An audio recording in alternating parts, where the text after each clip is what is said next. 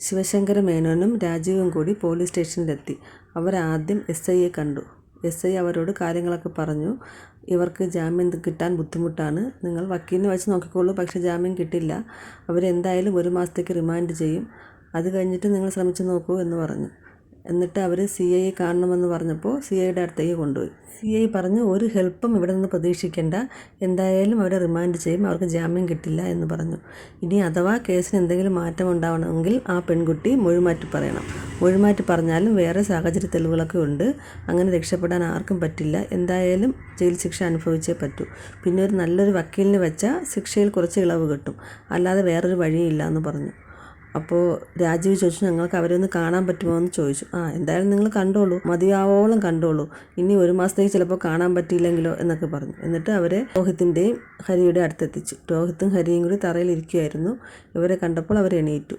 രോഹിത്ത് വളരെ വിഷമിച്ച് മുഖത്തോൽ നോക്കാതെ നിൽക്കുകയാണ്. ഹരിയും മുഖത്ത് നോക്കാതെ നിൽക്കുകയാണ്. ഇവരെ നോക്കിയിട്ട് SI പറയുകയാണ്, ഞങ്ങൾ ദിവസവും ഒരുപാട് പ്രതികളെ കാണുന്നുണ്ട്, ദിവസവും കുറ്റവാളികളോടാണ് ഞങ്ങൾ ഇടപെടുന്നത്. പക്ഷേ അതിൽ ഏറ്റവും മ്ലേച്ഛമായ മുഖം ബലാത്സംഗ കേസിൽ പ്രതിയായവരുടേതെന്ന്, അതും ബലാത്സംഗ കേസ്. മറ്റു കേസുകൾക്കൊക്കെ എന്തെങ്കിലും 1% അതിലൊരു നീതിയുണ്ട്. പക്ഷേ ഇവർ ഏറ്റവും ക്രൂരന്മാരും ദുഷ്ടന്മാരും മനസാക്ഷിയില്ലാത്തവന്മാരും ആണ് ഇവന്മാർ. ഇവർ ഒരു ദൈവം ഇവർ അർഹിക്കുന്നില്ല എന്നൊക്കെ പറഞ്ഞു. SI പോയപ്പോൾ ഇവർ പറയുന്നുണ്ട്, ഞങ്ങൾ എന്തായാലും ജാമ്യത്തിന് ശ്രമിക്കുന്നുണ്ട്, പക്ഷേ കിട്ടുമെന്ന് ഉറപ്പൊന്നുമില്ല, എന്നാലും നമ്മൾ ശ്രമിക്കാം, അത് ഞങ്ങളുടെ കടമയല്ലേ, നിങ്ങളുടെ കടമ നിങ്ങൾ കറക്റ്റ് ചെയ്തിരുന്നെങ്കിൽ ഇങ്ങനെയൊന്നും വരില്ലായിരുന്നു, ഇതെന്തിനാണ് ഇങ്ങനെയൊക്കെ ചെയ്തതെന്നൊക്കെ പറഞ്ഞിട്ട് അവർ അവിടെ നിന്ന് ഇറങ്ങി. അവർ നേരെ പോയത് വൈജയന്തിയെ കാണാനാണ്. വൈജയന്തി പറയുകയാണ്, ശിവേട്ട എങ്ങനെയെങ്കിലും രോഹിമോനെയും കൂടി രക്ഷിക്കണം, ഹരിക്ക് ജാമ്യം എടുക്കുമ്പോൾ അവനെയും കൂടെ ഇറക്കണം എന്നൊക്കെ പറയുന്നുണ്ട്. അപ്പോൾ ശിവശങ്കര മേനോൻ പറയുന്നുണ്ട്, ഒന്നും നടക്കില്ല വൈജയ്, അവർക്ക് ജാമ്യം കിട്ടില്ല, അവരെന്തായാലും 1 മാസത്തേക്ക് റിമാൻഡ് ചെയ്യും, അത് കഴിഞ്ഞിട്ട് നമുക്ക് എന്തെങ്കിലും ചെയ്യാമോ എന്ന് നോക്കാം, ഇത് ചെറിയ കേസൊന്നും അല്ലല്ലോ എന്ന് പറഞ്ഞു. രാജീവ് വളരെ ദേഷ്യത്തിലാണ് സംസാരിക്കുന്നത്. ഞാൻ എന്ത് തെറ്റ് ചെയ്തിട്ടാണ് എന്നൊക്കെ പറഞ്ഞ് വൈജയന്തി കരഞ്ഞപ്പോൾ പറയുകയാണ്, നീ തെറ്റൊന്നും ചെയ്തിട്ടില്ലേ, നിൻ്റെ തെറ്റിൻ്റെ ഫലമാണ് ഇതൊക്കെ അനുഭവിക്കുന്നത് എന്നൊക്കെ പറഞ്ഞു. നീ ചെയ്ത തെറ്റുകൊണ്ടല്ലേ നീ ഇപ്പോൾ ഇവിടെ കിടക്കുന്നത്, അതുപോലെ ഹരിയും രോഹിത്തും തെറ്റ് ചെയ്തതുകൊണ്ടാണ് അവരിപ്പോൾ ജയിലിൽ കിടക്കുന്നത് എന്നൊക്കെ പറഞ്ഞു. പിള്ളേരൊരു കുസൃതി ചെയ്തതിന് ഇങ്ങനെയൊക്കെ വരണമെന്ന് വിചാരിച്ചിട്ടാണോ എന്നൊക്കെ പറഞ്ഞപ്പോഴും രാജീവ് ദേഷ്യപ്പെടുന്നുണ്ട്.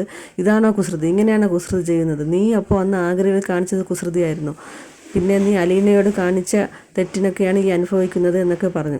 അലീന വിചാരിച്ച ചിലപ്പോൾ അവരെ രക്ഷിക്കാൻ കഴിയുമെന്ന് ശിവേട്ടൻ പറഞ്ഞപ്പോൾ വൈജയന്തി പറയുകയാണ്, എനിക്ക് അവളുടെ ഒരു സഹായവും വേണ്ട എന്ന് പറഞ്ഞു.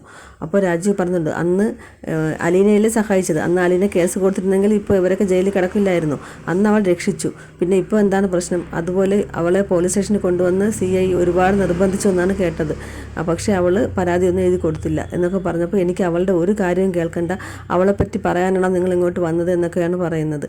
എന്നിട്ട് അവർ ബാലചന്ദ്ര മേനോനെ കാണാനായിട്ട് അവിടെ നിന്ന് ഇറങ്ങിപ്പോയി. ബാലചന്ദ്ര മേനോൻ പറയുന്നുണ്ട്, എന്തെങ്കിലും വഴിയുണ്ടോ, മിനിസ്റ്റർ തലത്തിലൊക്കെ ആരെങ്കിലും പരിചയമുണ്ടോ, അങ്ങനെ എന്തെങ്കിലും ചെയ്താലേ എന്തെങ്കിലും രക്ഷയുള്ളൂ, അല്ലെങ്കിൽ അവർ ജയിലിൽ കിടക്കട്ടെ, അവർ കുറച്ച് പഠിക്കട്ടെ, അവരെ കോളേജിൽ പഠിക്കാനല്ലേ അയച്ചത്, പക്ഷേ അവർക്ക് ജയിലിലെ പഠിപ്പാണ് ആവശ്യം, അവർ കുറച്ച് പഠിക്കട്ടെ ശിവേട്ട എന്നൊക്കെ പറഞ്ഞു. അപ്പോൾ ശിവശങ്കര മേനോൻ പറയുകയാണ്, എന്തൊക്കെയായാലും നമ്മുടെ മക്കളല്ലേ, നമുക്ക് ഉപേക്ഷിക്കാൻ പറ്റില്ലല്ലോ, നമുക്ക് നമ്മുടെ കടമ ചെയ്തല്ലേ പറ്റുള്ളൂ എന്നൊക്കെ പറഞ്ഞു. അപ്പോൾ രാജീവ് പറയുകയാണ്, ഇവരിത് നേരത്തെ നമ്മളോട് പറഞ്ഞിട്ടുണ്ടെങ്കിൽ നമുക്ക് എന്തെങ്കിലും ചെയ്ത് ഈ കേസ് ഒതുക്കി തീർക്കാമായിരുന്നു, 25 ലക്ഷമോ 50 ലക്ഷമോ എത്ര വേണമെങ്കിലും കൊടുക്കാമായിരുന്നു, പക്ഷേ ഇവരാരും ഒന്നും പുറത്ത് പറഞ്ഞില്ല, ഇവർ സുഖമായിട്ട് വന്ന് കിടന്ന് ഉറങ്ങി. ഇനി നമുക്കൊന്നും ചെയ്യാൻ പറ്റില്ല, എല്ലാം അനുഭവിച്ചാലേ പറ്റുള്ളൂ. കുട്ടികൾ നല്ല സ്വഭാവത്തിൽ വളരണമെങ്കിൽ നല്ല അമ്മമാർ വളർത്തണം. അവിടെ ഒരു അമ്മയുണ്ടല്ലോ, കമലമ്മ, ഇവിടെയുമുണ്ട് ഒരാൾ, വൈജയന്തി. ഇവർ വളർത്തിയ കുട്ടികൾ എവിടെയാണോ എത്തേണ്ടത് അവിടെ തന്നെയാണ് അവർ എത്തിയിട്ടുള്ളത് എന്നാണ് ബാലചന്ദ്ര മേനോൻ പറഞ്ഞത്.